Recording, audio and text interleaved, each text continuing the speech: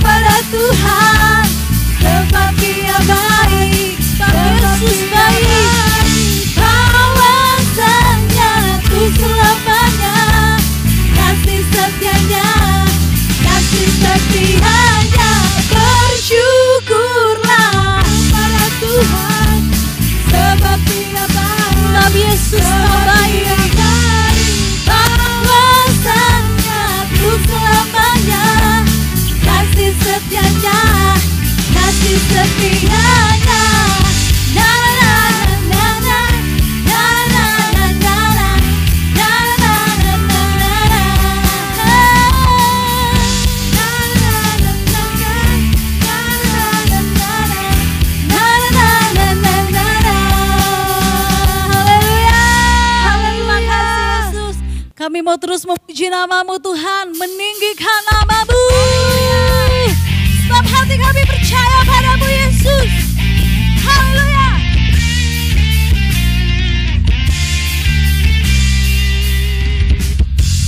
Tuhanlah kekuatan dan mazmurku.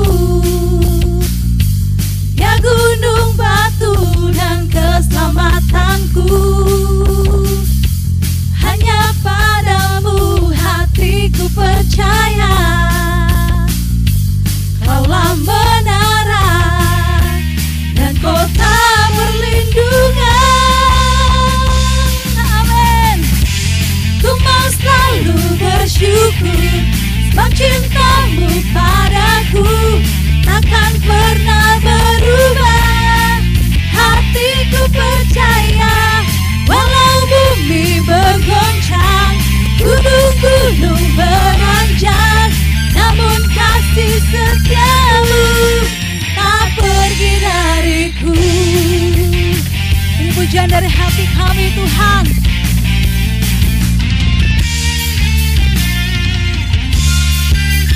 Katakan, Tuhanlah kekuatan dan mazmurku, ya gunung batu dan keselamatanku. Hanya padamu hatiku percaya, Kaulah menara dan kota perlindungan. Ku mau selalu bersyukur, sebab cintamu padaku takkan pernah berubah. Hatiku percaya, walau bumi bergoncang, gunung-gunung beranjak, namun kasih setiamu tak pergi dariku. Musik memuji Tuhan. Haleluya.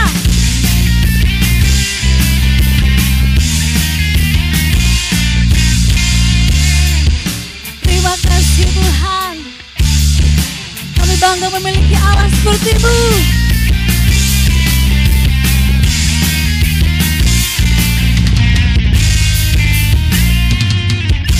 Mari sama-sama katakan, ku mau selalu bersyukur, sebab cintamu padaku takkan pernah berubah. Hatiku percaya, walau bumi bergoncang, gunung-gunung beranjak, namun kasih setiamu tak pergi dariku. Lebih lagi katakan, ku mau selalu bersyukur, sebab cintamu padaku takkan pernah berubah. Hatiku percaya, walau bumi bergoncang, gunung-gunung beranjak, namun kasih setiamu tak pergi dariku.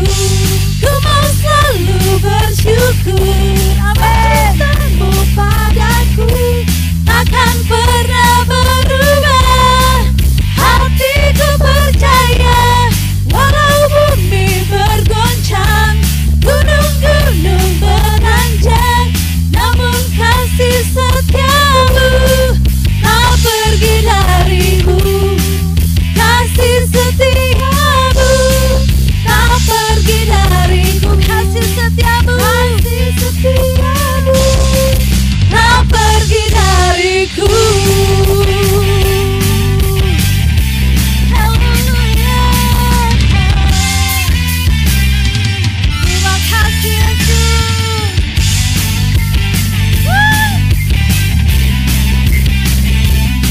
Kami bangga Tuhan memiliki Allah seperti Engkau Yesus. Dalam pujian hanya bagi-Mu sampai selama-lamanya. Haleluya. Terima kasih Tuhan. Terima kasih Tuhan. Terima kasih Yesus. Terima kasih Tuhan. Terima kasih Bapa. Terima kasih Yesus. Dalam seluruh keberadaan hidup kami Tuhan, Haleluya Yesus. kami mau menghargai pengorbanan-Mu Tuhan. Amin. Kasih karunia-Mu dalam kehidupan setiap kami. Terima kasih Bapa. Kasih. Yesus.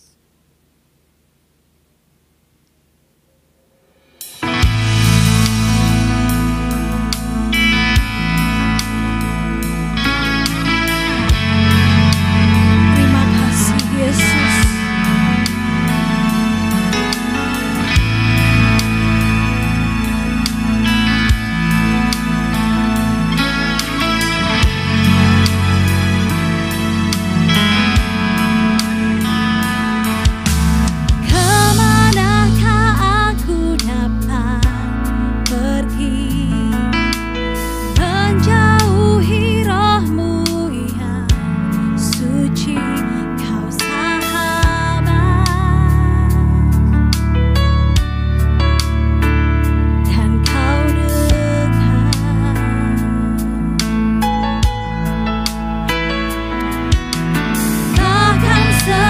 seluruh pengabdianku, tak bisa membalas kesetiaanmu, sungguh mulia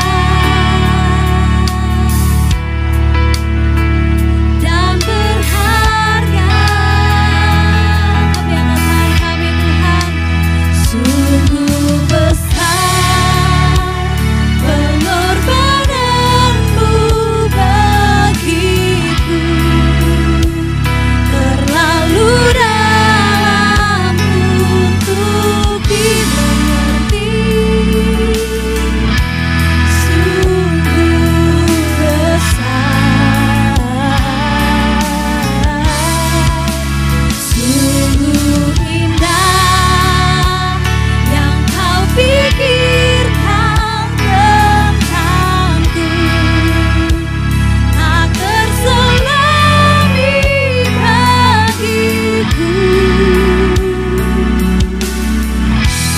sungguh indah.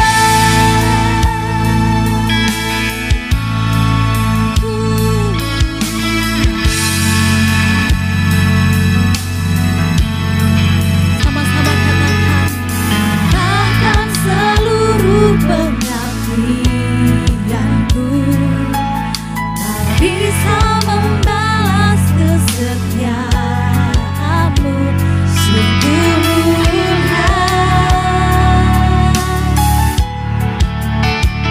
dan berharga. Yesus, sungguh besar pengorbananmu bagiku, terlalu dalam untuk dimengerti, sungguh besar, sungguh besar, sungguh indah yang kau pikirkan tentangku, tak terselami bagiku. Kau sungguh indah, sungguh indah, sungguh indah.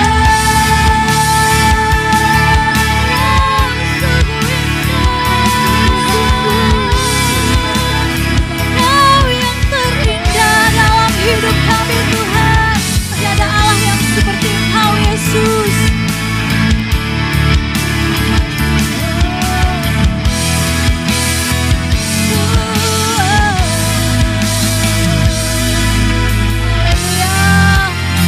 Sungguh besar pengorbananmu bagiku, terlalu dalam untuk dimengerti, sungguh besar, sungguh besar,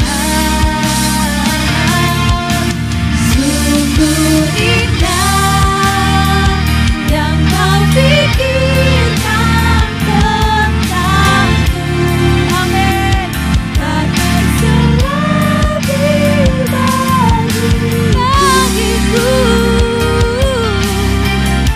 sungguh indah, sungguh indah, sungguh indah, sungguh indah.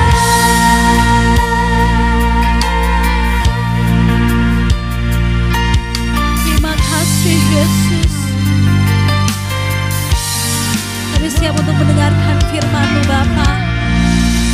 Berkaryalah Roh Kudus dalam kehidupan kami saat ini. Hanya di dalam nama-Mu kami berdoa. Haleluya. Amin.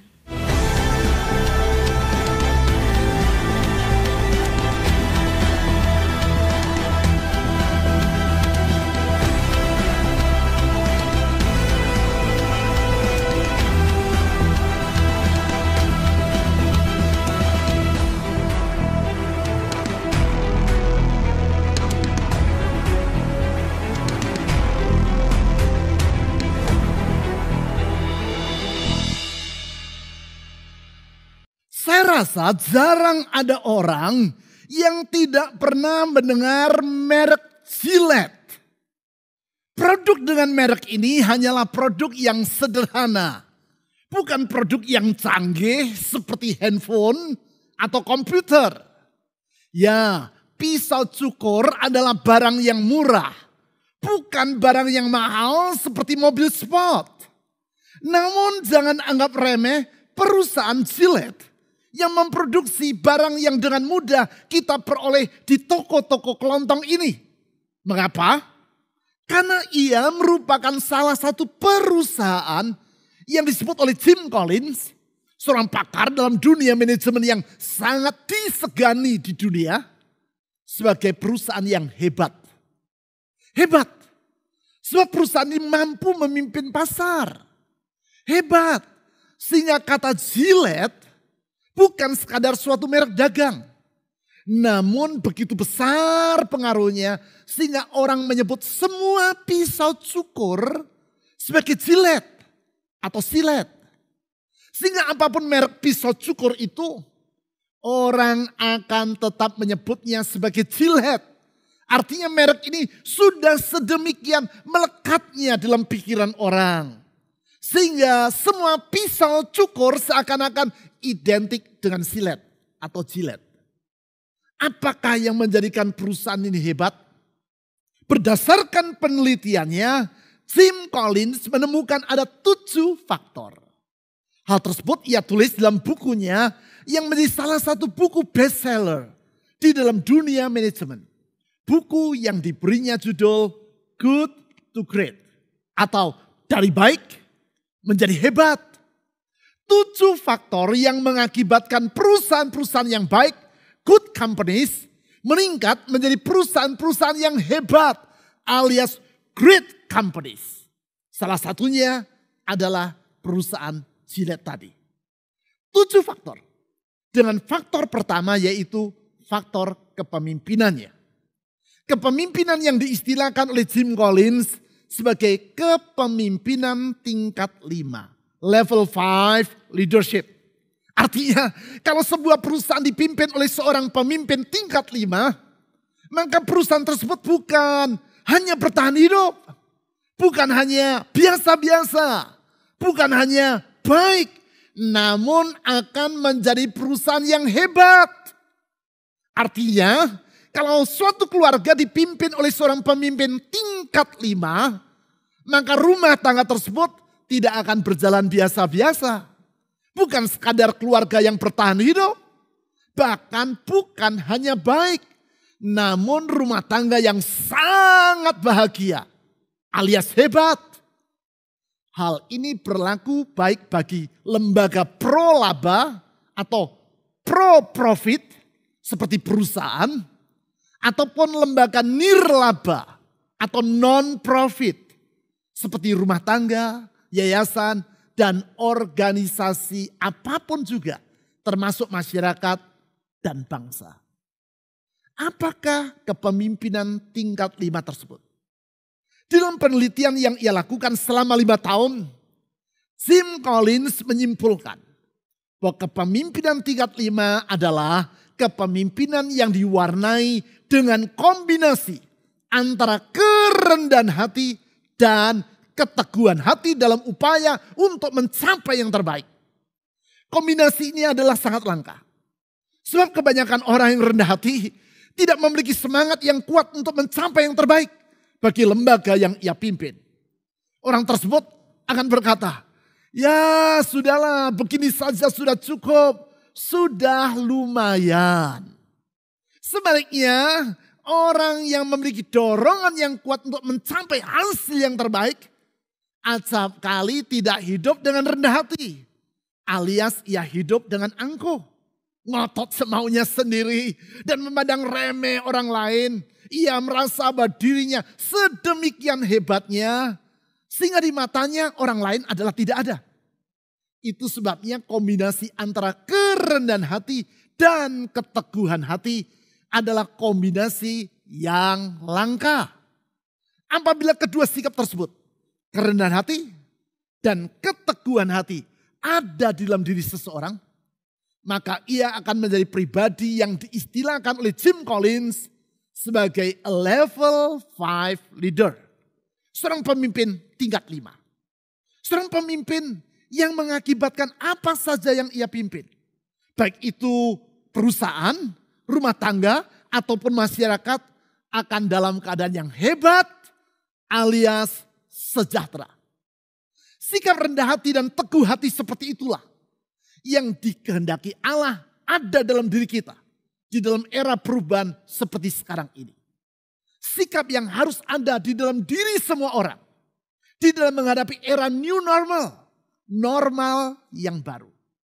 Sikap seperti itulah yang Allah kehendaki dalam diri Yosua. Sebagai seorang pemimpin yang memimpin umat Allah dalam menyongsong a new normal.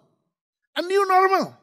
Karena saat itu bangsa Israel akan memasuki negeri Kanaan. Mereka akan memasuki suatu tatanan kehidupan yang baru. Dari bangsa yang selama 40 tahun berkelana di padang gurun. Sekarang menjadi bangsa yang tinggal menetap di suatu wilayah. A new normal. Dari bangsa yang selama 40 tahun hidup dipimpin oleh Musa.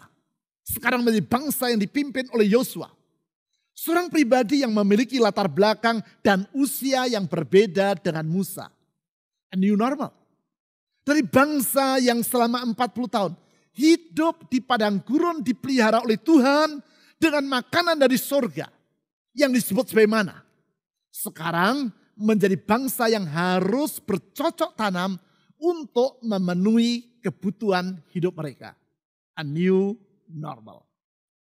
Kalau kita membaca Yosua pasal 1 ayat 1 sampai 9, di situ Allah memaparkan 4 sikap yang harus ada di dalam diri Yosua dan bangsa Israel dalam menghadapi new normal ini.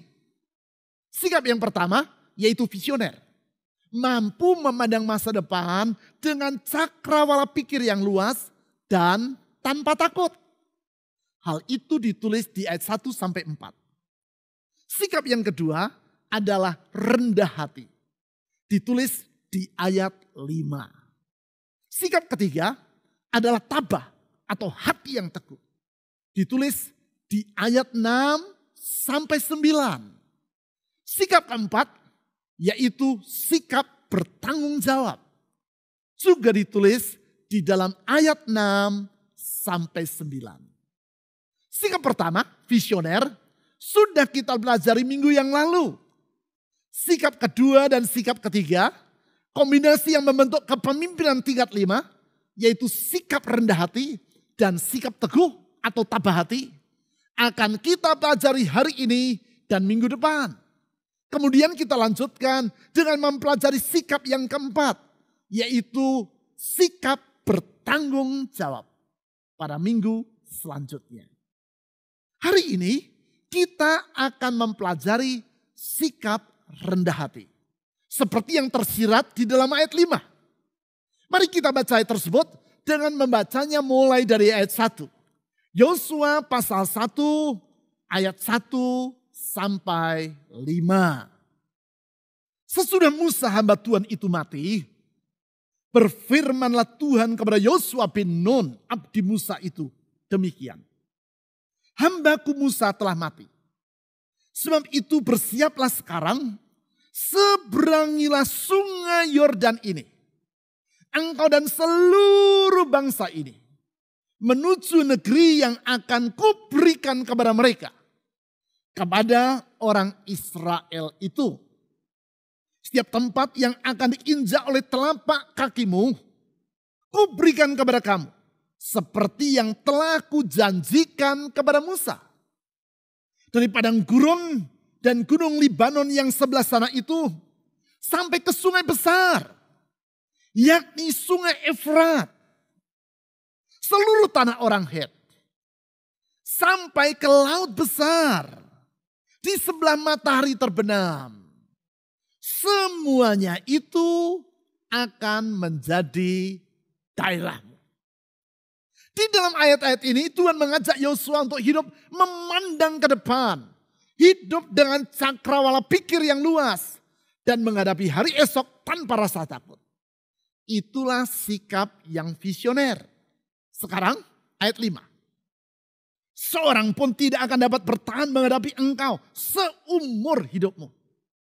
Seperti aku menyertai Musa, demikianlah aku akan menyertai engkau. Aku tidak akan membiarkan engkau dan tidak akan meninggalkan engkau. Di sini Tuhan berkata tentang apa yang akan dialami oleh Yosua dalam menghadapi tantangan yang ada di hadapannya. Yaitu Yosua akan mengalami keberhasilan. Yosua akan mampu menaklukkan tantangan-tantangan yang ada di hadapannya. Mulai dari menaklukkan kota Yeriko sampai kepada bangsa-bangsa Kanaan yang mendiami negeri yang akan segera ia masuki. Namun Tuhan mengingatkan bahwa keberhasilan tersebut bukanlah karena kehebatan Yosua, namun karena Allah yang menyertai Yosua. Karena Allah tidak akan membiarkan dan tidak akan meninggalkan Yosua. Singkat kata Tuhan berkata kepada Yosua, Yosua, engkau akan berhasil menaklukkan negeri yang ada di hadapanmu. Namun ingat, jangan engkau menjadi pongah karena keberhasilan itu. Tetapi hendaklah engkau tetap senantiasa rendah hati. Sebab kalau engkau berhasil, itu adalah karena aku yang menyertai dirimu. Pesan yang sama perlu kita dengar di dalam menghadapi era new normal yang ada di hadapan kita. Dengan mengutip pesan Tuhan kepada Yosua tadi, saya ingin berkata, dengar baik-baik. Anda akan menghadapi masa depan di dalam keberhasilan. Namun hiduplah senantiasa dengan rendah hati. Sebab keberhasilan yang akan Anda raih bukanlah karena kehebatan Anda. Namun karena penyertaan Tuhan atas diri Anda. Berarti siapakah orang yang rendah hati? Berdasarkan Yosua pasal 1 ayat 5 tadi, kita dapat menarik 3 pelajaran tentang karakteristik dari orang yang rendah hati. Inilah 3 ciri dari orang yang rendah hati tersebut. Pertama, orang yang rendah hati akan menyadari batas kemampuan dirinya. Orang yang rendah hati sadar bahwa kalau ia mengalami keberhasilan, hal itu bukan karena kehebatan dirinya. Namun karena ada para pendahulu yang membuka jalan bagi dirinya. Dan terlebih lagi, yaitu karena Tuhan yang menolong hidupnya.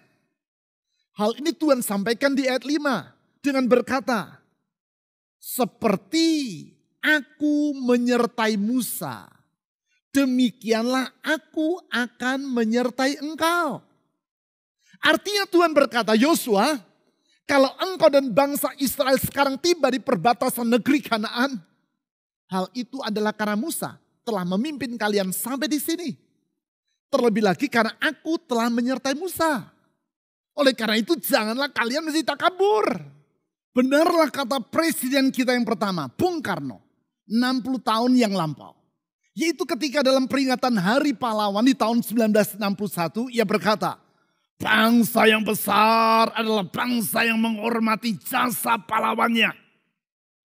Orang yang rendah hati tidak akan berkata, keberhasilan ini aku capai karena semata-mata oleh usahaku sendiri. Tidak. Ia akan mengingat jasa-jasa dari orang yang mendahulunya. Dalam kerendahan hati, Yosua tidak boleh melupakan peranan Musa dalam membawa bangsa Israel keluar dari Mesir, berjalan di padang gurun, dan sekarang tiba di perbatasan negeri Kanaan. Teolog terkenal yang hidup 850 tahun yang lampau di Inggris, John of Salisbury, berkata demikian. We are like dove sitting on the shoulders of giants. Kita ini bagaikan orang-orang kerdil yang berdiri di pundak para raksasa. Artinya kalau kita menjadi seperti sekarang, hal itu adalah karena jasa dari para pendahulu kita. Itu sebabnya Tuhan berkata, Yosua, kalau engkau menjadi seperti sekarang, sadarilah bahwa itu adalah karena Musa. Dan karena aku menyertai Musa. Itulah sikap rendah hati. Itulah orang yang tahu diri. Itulah orang yang menyadari batas kemampuan dirinya. Sehingga ia tidak akan bertindak gegabah.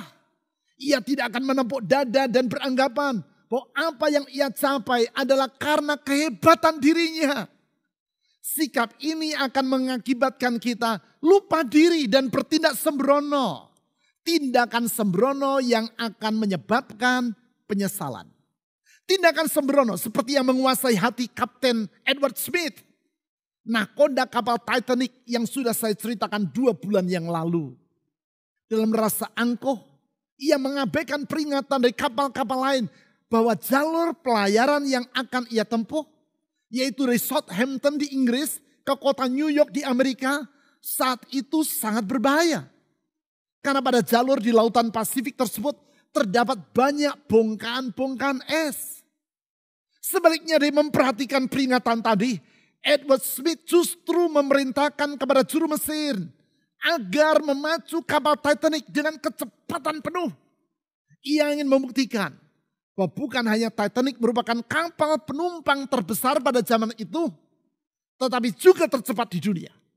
Alhasil, kapal Titanic menabrak gunung es dan tenggelam ke dasar lautan. Ya, hidup ini harus rendah hati. Sehingga kita tidak akan hidup secara sembrono. Singkat kata, jangan hidup seperti seekor kutu yang sedang menempel pada punggung seekor gajah. Kemanapun si gajah itu pergi, si kutu selalu ikut. Suatu hari, si gajah berjalan melewati sebuah jembatan yang terbuat dari kayu. Jembatan yang membentang di atas sebuah sungai.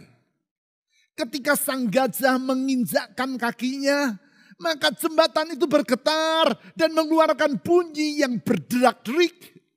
Melihat apa yang terjadi, si kutu yang berada pada punggung gajah itu langsung berdiri dan menepuk dadanya sambil berkata, "Lihat betapa hebat diriku. Begitu aku melewatinya, jembatan ini langsung bergetar." Ini kutu yang tidak tahu diri. Jelas bukan dirinya yang membuat jembatan itu bergetar. Namun karena berat tubuh sang gajah, tempat ia menempel, itulah yang membuat badan jembatan tadi bergetar dan berderak-derik. Mari kita hadapi masa depan dengan sikap tahu diri. Jangan takabur. Sikap takabur yang akan membuat kita jadi ceroboh, sembrono, dan mendatangkan penyesalan. Mari kita masuki era new normal ini dengan sikap rendah hati. Sikap rendah hati, yaitu pertama, menyadari batas kemampuan diri kita.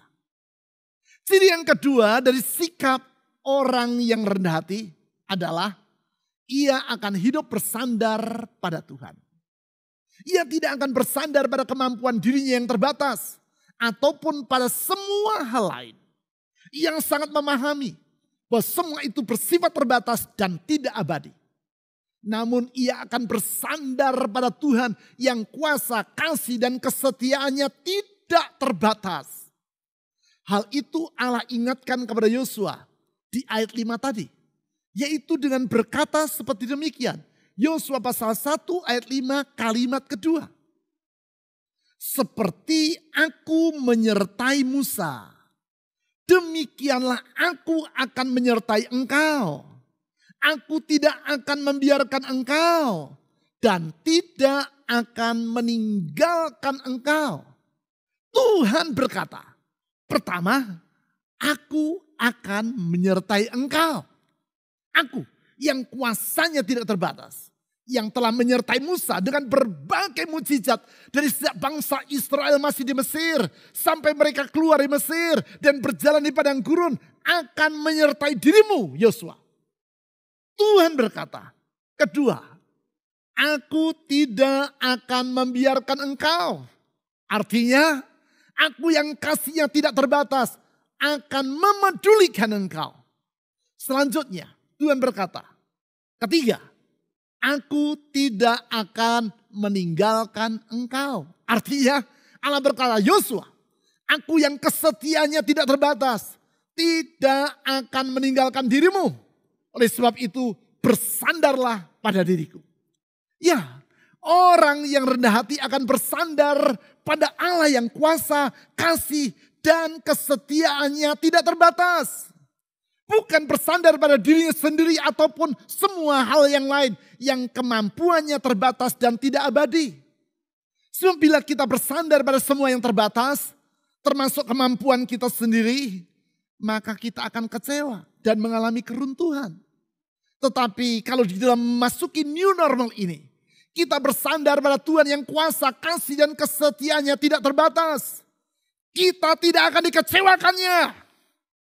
Demikian juga, kalau Tuhan telah menolong kita, janganlah kita melupakan Dia. Melupakan Tuhan dan beranggapan bahwa kalau kita berhasil meraih apa yang telah kita capai, maka hal itu adalah karena kemampuan dan upaya kita. Singkat kata, tetaplah bersikap rendah hati. Ingat kisah tentang seekor katak dan 2 ekor bangau yang sering saya ceritakan. Mereka hidup bersama secara serasi di sebuah kolam yang terletak cukup jauh dari keramaian. Dalam persahabatan yang erat, mereka suka berenang dan bermain bersama. Setiap sore, mereka menyanyi bersama dalam paduan suara yang indah. Sang katak mengorek dan kedua bangau menimpalinya dengan kuak-kuak mereka yang merdu. Singkat kata, mereka bertiga hidup rukun dan penuh bahagia. Sayang, kebahagiaan ini terganggu ketika suatu masa terjadi musim kemarau yang panjang. Sebagai akibat, air kolam tempat mereka hidup bersama mulai menyusut dan tak lama kemudian menjadi kering kerontang. Tidak ada pilihan lain. Kalau mereka ingin tetap bertahan hidup, maka mereka harus pindah ke kolam yang lain. Hal ini tentu tidak menjadi persoalan bagi kedua bangau tadi. Mereka dengan mudah terbang mencari kolam yang lain. Tetapi tidak demikian halnya bagi si katak. Bila tidak ditemukan jalan keluar, maka si katak pasti akan tertinggal dan mati di kolam yang kering itu. Sebagai sahabat karib, kedua bangau tadi tidak tega meninggalkan si katak. Sesudah memutar akal, akhirnya salah seekor dari kedua bangau itu menemukan solusi yang baik. Mereka berdua akan menggigit sepotong ranting dengan paruh mereka. Masing-masing menggigit salah satu ujung dari ranting tersebut. Sedangkan si katak akan bergantung pada ranting itu dengan menggigitnya. Sementara kedua bangau tadi membawanya terbang berpindah ke tempat yang lain. Rencananya berjalan dengan mulus. Mereka terbang menuju ke kolam yang konon kabarnya masih berair. Sementara mereka melintasi suatu daerah pertanian, seorang petani yang sedang bekerja di ladang menengok ke atas. Pak petani terkagum-kagum melihat kerjasama yang luar biasa ini. Ia bertanya, wah, ide yang sangat cemerlang. Siapa yang punya ide ini ya? Mendengar pujian tersebut, si katak karena merasa bangga membuka mulutnya dan menjawab, aku. Begitu sebagai akibat gigitan pada ranting terlepas dan ia jatuh ke bawah, mati terhempas ke tanah. Itulah kalau orang merasa diri hebat dan lupa siapa dirinya dan siapa yang sesungguhnya menolong dirinya mengalami keberhasilan. Orang yang rendah hati menyadari bahwa semua yang ia capai adalah karena pertolongan Tuhan. Sehingga alih-alih dari menyandarkan kehidupannya serta masa depannya pada kemampuan dirinya sendiri, ia akan hidup bergantung pada Tuhan. Memang ciri kerendahan hati yang kedua adalah hidup bersandar pada Tuhan. Sekarang, ciri yang ketiga dari orang yang rendah hati, yaitu ia akan hidup melampaui keterbatasan dirinya. Ia akan hidup melampaui keterbatasan dirinya. Memang benar bahwa semua orang memiliki keterbatasannya masing-masing. Sepandai-pandai orang pasti kepandaiannya ada batasnya. Sekuat-kuat seseorang pasti kekuatannya terbatas juga. Seluas-luas pengalaman seseorang, pengalamannya tidaklah sempurna. Namun Apabila orang dengan rendah hati menyadari akan keterbatasan dirinya, setelah hidup bersandar pada Tuhan, maka ia akan hidup melampaui keterbatasan dirinya. Mengapa? Sebab Allah yang tak terbatas akan menyanggupkan yang bersangkutan mengerjakan hal-hal yang besar lebih dari apa yang ia sendiri mampu untuk melakukannya. Hal inilah yang Allah janjikan kepada Yosua di dalam ayat 5 tadi. Pada kalimat pertama ayat tersebut, Tuhan berkata demikian kepada Yosua. Yosua 1 ayat 5 kalimat pertama. Seorang pun tidak akan dapat bertahan menghadapi engkau seumur hidupmu. Dengan berkata seperti demikian, maka Allah berjanji kepada Yosua bahwa Tuhan yang akan memampukan Yosua untuk hidup melampaui keterbatasan dirinya. Sehingga dengan demikian maka Yosua akan mampu mengatasi setiap kesukaran dan tantangan apapun yang akan ia hadapi di masa peralihan, di masa new normal, yaitu karena memasuki negeri Kanaan. Kesukaran dalam bentuk apapun juga yang menghadang hidupnya tidak akan mampu merintang Yosua untuk meraih janji Allah bagi kehidupannya. Tantangan dalam bentuk situasi yang sukar, yaitu sungai Yordan yang sedang banjir. Tantangan dalam bentuk orang-orang yang bermaksud untuk menghalangi kemajuan dirinya, yaitu penduduk kota Yeriko dan raja-raja Kanaan yang sangat kuat. Tantangan dalam bentuk tugas kepemimpinan yang sangat berat, yaitu dalam mengatur bangsa Israel dan membagi-bagi negeri Kanaan di antara suku-suku Israel. Yosua akan mampu mengatasi semua itu asal ia hidup dalam kerendahan hati dan bergantung pada Tuhan. Singkat kata, tidak ada apapun yang dapat membatasi orang yang hidup di dalam kesadaran bahwa dirinya adalah pribadi yang terbatas. Dan dalam kerendahan hati ia bergantung pada Allah yang tak terbatas. Memang hidup di dalam suatu tatanan yang baru atau new normal bukan hanya hidup dalam pola kehidupan yang baru. Namun juga diperlukan hidup dengan sikap yang berbeda. Tanpa perubahan dalam sikap hidup ini, kita tidak akan mampu melewati era new normal dalam keberhasilan. Salah satu sikap tersebut adalah kerendahan hati. Kerendahan hati yang membuka jalan bagi Allah untuk menopang diri kita. Menetapkan langkah-langkah kehidupan kita. Dan menolong kita untuk meraih masa depan yang telah Ia janjikan. Sikap inilah yang Tuhan tegaskan kepada Yosua. Dalam Yosua pasal 1 ayat 5 tadi.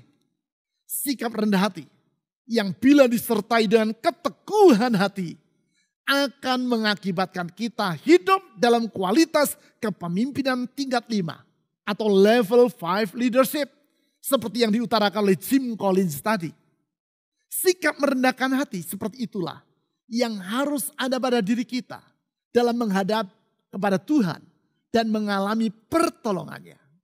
Sikap merendahkan hati seperti yang digambarkan bila orang datang berkunjung ke gereja yang didirikan di tempat Yesus dilahirkan di kota Bethlehem.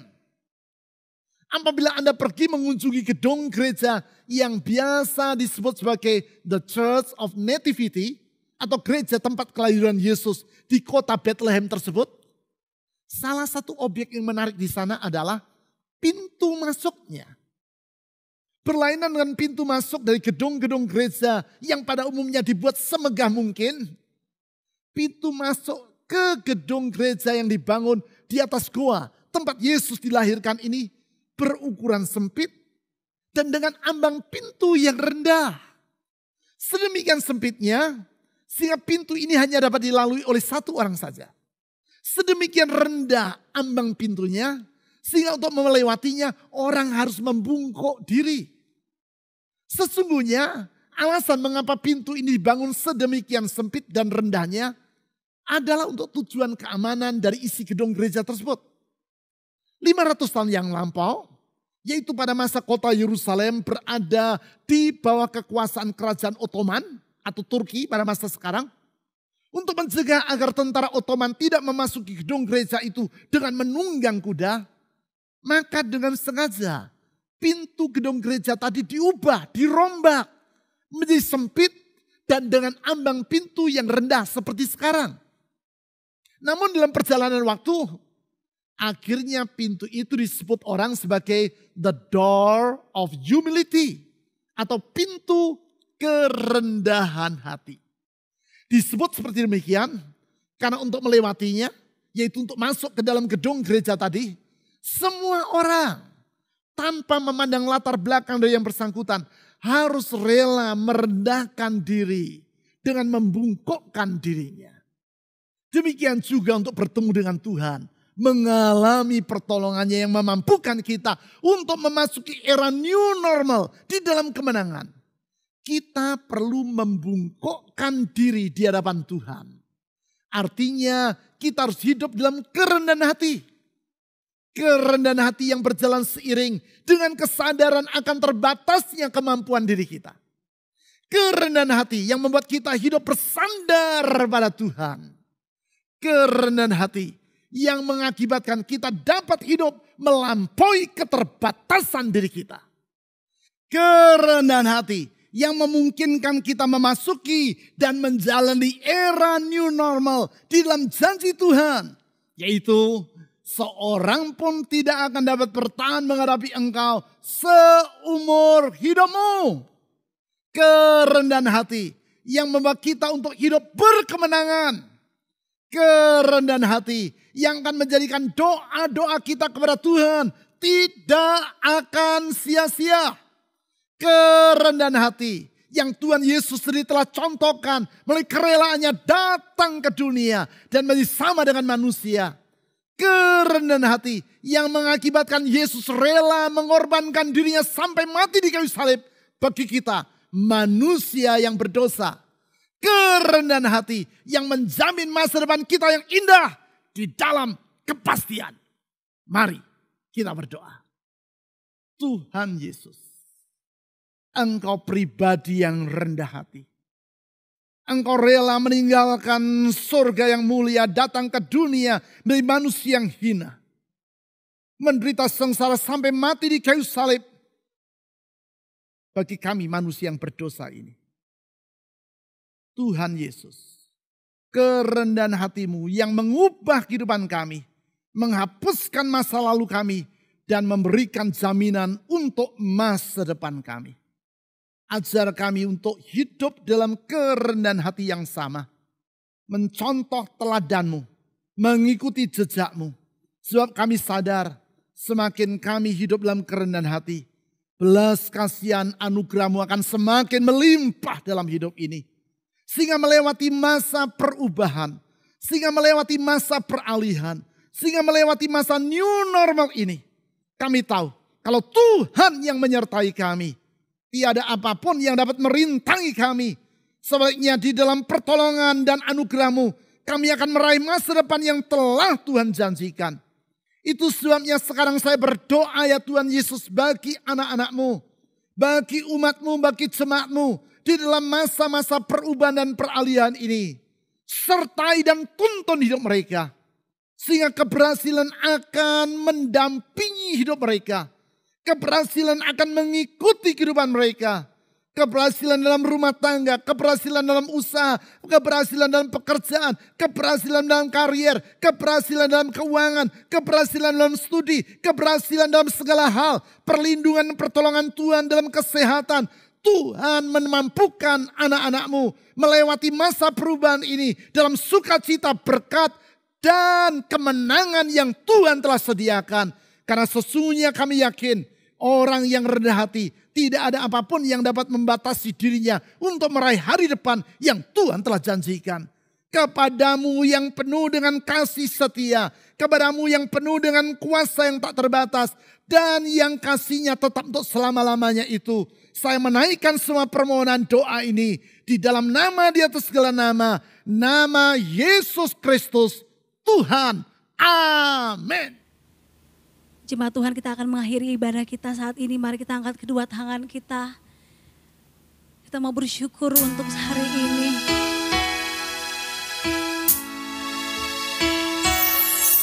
Engkau Tuhan yang setia, waktumu selalu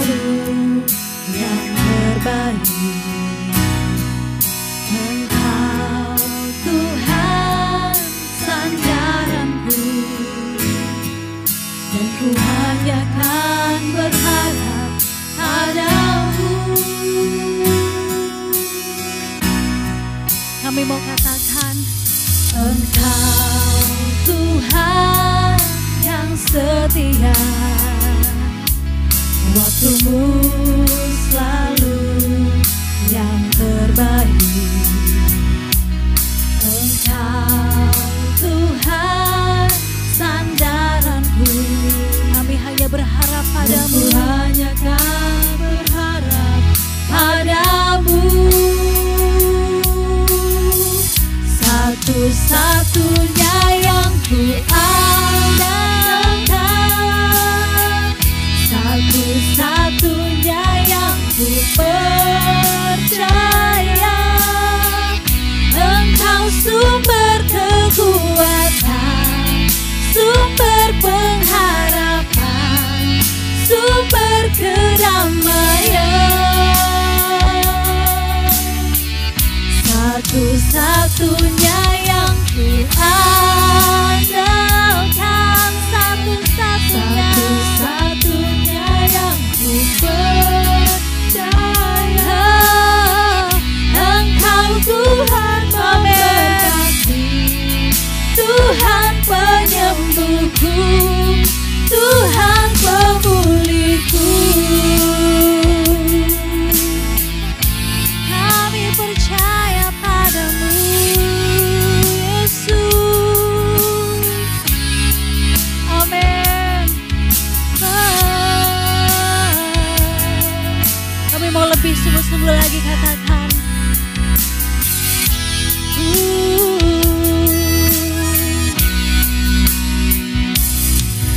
Engkau Tuhan yang setia, waktumu selalu yang terbaik. Engkau Tuhan sandaranku, kami hanya berharap padamu, dan ku hanya kan berharap padamu. Satu-satunya yang ku andalkan, satu-satunya yang ku percaya. Engkau sumber kekuatan, amin, sumber pengharapan, sumber kedamaian.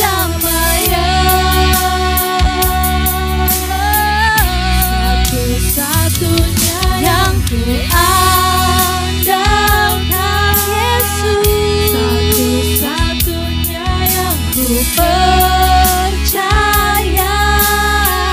Engkau Tuhan memberkati, Tuhan penyembuhku, Tuhan pemulihku. Kami lebih lagi katakan, satu-satunya yang ku andalkan, satu-satunya yang ku percaya. Engkau sumber kekuatan, sumber pengharapan, sumber kedamaian. Yesus, satu-satunya yang ku andalkan, satu-satunya yang ku percaya.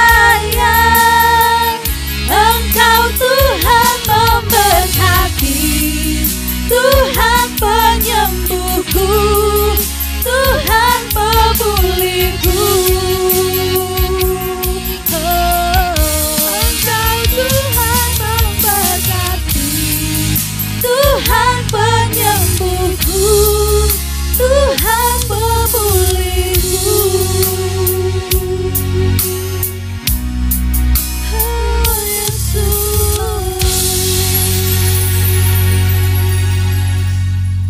Saudara-saudari, kita akan mengakhiri ibadah dengan ucapan syukur kepada Tuhan.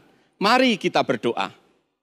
Bapa di surga, Allah sumber segala kasih karunia, kami bersyukur kepadamu karena Engkau berkenan memberkati setiap kami yang berharap kepadamu. Kami bersyukur kepadamu karena dimanapun kami berada saat ini, kami tetap dapat beribadah kepada Tuhan. Iman kami diteguhkan oleh kebenaran firman-Mu, dan hati kami penuh dengan ketenangan. Ya Tuhan, sesungguhnya Engkau tidak pernah membiarkan kami berjalan seorang diri di tengah masalah dan kesulitan yang kami hadapi. Engkau berkenan menuntun perjalanan hidup kami di tengah masa yang tidak mudah ini. Dan ini keyakinan kami ya Tuhan. Kalau Tuhan yang menuntun perjalanan hidup kami, maka Tuhan pula yang akan membuka jalan bagi setiap kami. Karena itu ya Tuhan, doa kami, tuntunlah hidup kami, pimpinlah perjalanan hidup kami. Sekarang saya berdoa untuk jemaat-Mu ya Tuhan. Berkatilah setiap keluarga, supaya sukacita dan damai sejahtera melimpah dalam kehidupan mereka. Ada relasi yang indah antara anggota setiap keluarga. Berkatilah usaha pekerjaan umat-Mu ya Tuhan di masa yang tidak mudah ini. Turunkanlah hikmat-Mu dalam hidup mereka, supaya setiap keputusan yang mereka ambil adalah keputusan yang benar dan tepat. Bukalah jalan keluar bagi mereka di tengah persoalan dan masalah yang mereka hadapi. Lindungilah umat-Mu ya Tuhan dari segala mara bahaya. Sembuhkanlah yang sakit. Pulihkanlah kesehatan mereka ya Tuhan. Dengan keyakinan akan kemurahan Tuhan, saya berdoa. Kiranya berkat dari Bapa di surga dilimpahkan dalam kehidupan setiap jemaat-Mu. Di dalam nama Tuhan Yesus Kristus, pribadi yang kuasa dan kasih-Nya tidak terbatas, kami berdoa dan bersyukur. Amin.